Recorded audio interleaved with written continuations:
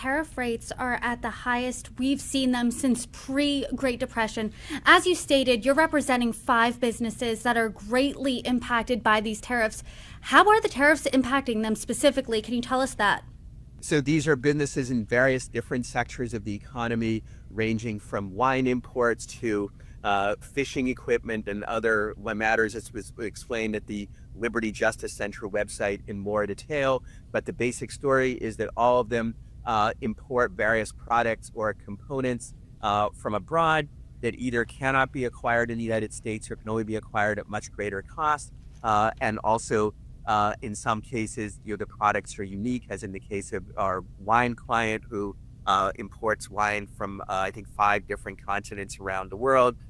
And some of the, I'm no wine expert myself. I'm not much of a connoisseur, I have to admit.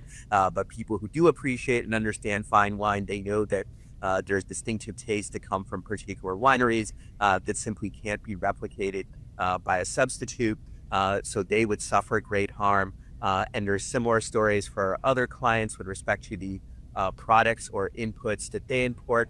And if you look at firms around the country in a vast range of different industries, you will see similar stories that there's a reason why we import these products that has to do with price and quality and other matters. And if we block their importation or make it extremely costly with tariffs, we're all going to be poorer. We're going to be paying more for the products that we consume. We're going to have less variety and choice. And many American jobs will also be threatened because many Americans, like the employees of some of our clients, work for businesses that depend on imports for the things that they produce. I've spoken with economists, other small businesses, and while the White House is saying that these tariffs are to help Main Street, now it's Main Street's turn, not Wall Street's, these small businesses are saying that's really not the case. But I want to read something from the White House. White House spokesman Harrison Fields said this in a statement to CNN.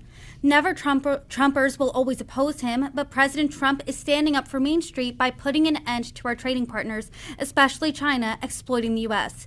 His plan levels the playing field for businesses and workers to address our country's national emergency of chronic trade deficits. What do you make of that reaction? It's utter claptrap. Ask economists across the political spectrum, left, right, they will tell you the same thing. You're not helping Main Street by making them poorer, by raising their prices of their goods and so forth, and also by, in many cases, costing them their jobs and harming them in all sorts of other ways. And that's not even to mention the retaliation that other countries are going to impose against our exports that will still further damage Main Street.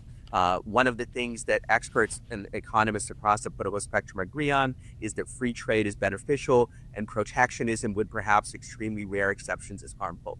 And I will add, if all of this is about China, then why is he tariffing the other 179 nations that are on this tariff list, including ones that impose no tariffs at all on the United States, such as Switzerland and Israel? If I'm an ever-Trumper, it is for good reason. It is because he has a history of cruel and unjust and harmful policies and abuses of power like this one.